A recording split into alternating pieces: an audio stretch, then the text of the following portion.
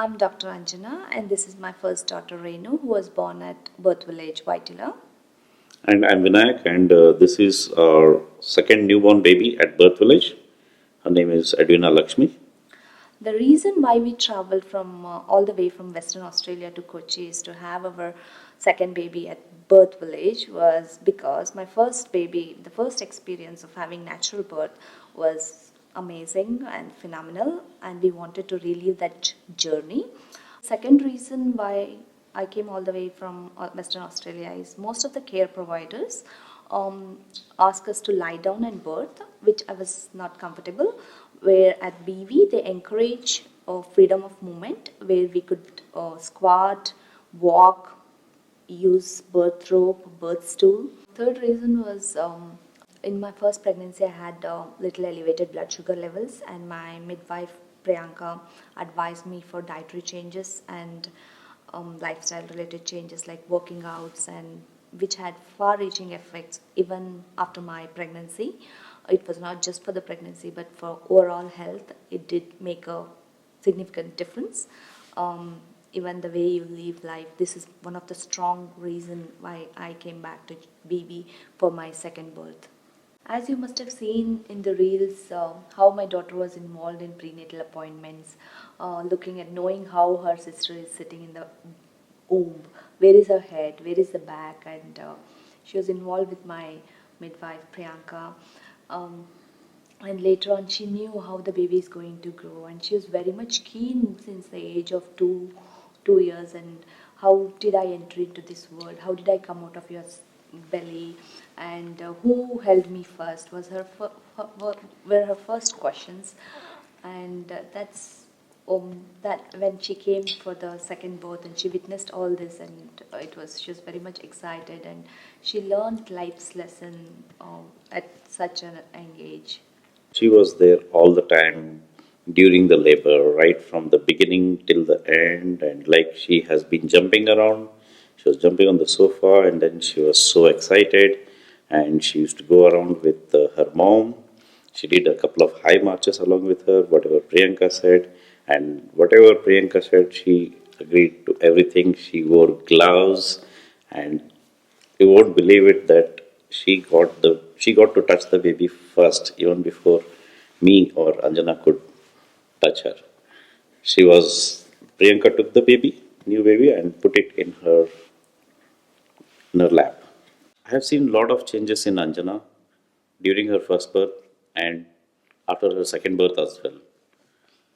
She had a lot of traumatic experiences in life earlier, which prevented her from coming out of any anxiety or if and but kind of situations.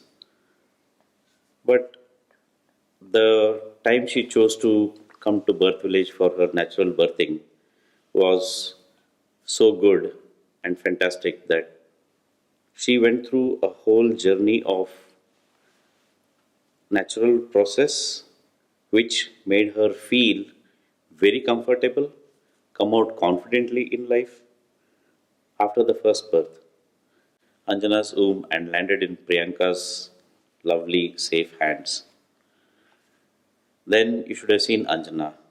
It was like as if her fear and anxiety have gone far away and she was in a total trance. She was speechless for about 30 to 40 minutes. And then, after 40 minutes, she came alive and she was so happy with the baby. And I held the baby, I held Renu on my uh, chest for during that time. And everybody asked me, the midwife and all asked me, is it normal? Is it normal that Anjana is like this? She's speechless. And I said, no, she'll be fine. And she did come out very fine after that, after 40 minutes. And this was her first birthing experience. And the amount of changes that I see in her for her second birth is phenomenal because she had already birthed for the first time with BV, and now this time, second time, it was like a cakewalk for her. Like there was, I mean, she was so confident, and not only that, she prepared herself and her whole body for the birthing well in advance, even before anything happens. So this time the labor was the shortest and sweetest, with the catalyst Renu running around, and it was just in a jiffy. We got the baby only within 25 minutes or so. It was an awesome experience for us. So how my labor went through, and I'll just give a snapshot of that.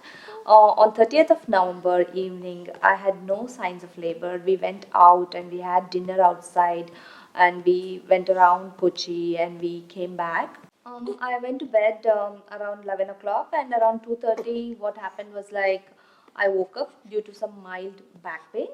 I just thought it was just back pain, not labor as such, but it was continuous. And later on, around 4:30 in the morning, I witnessed some mucus plug, and then I woke up my husband saying that, see, we are progressing into labor.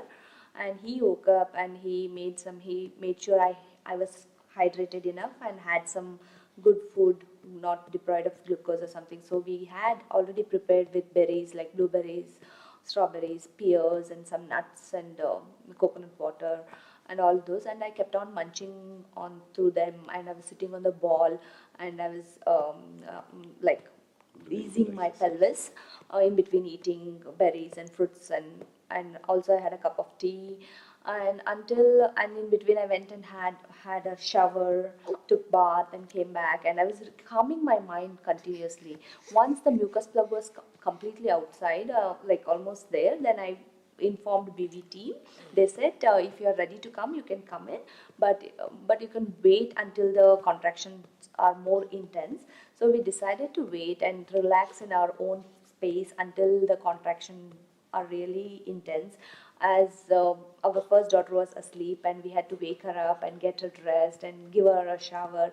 I took it very calmly because this was my second labor and I knew how it was going. When we reached BV at 8:30, there were three people in labor, and I had to just a little bit of wait until they accommodate me.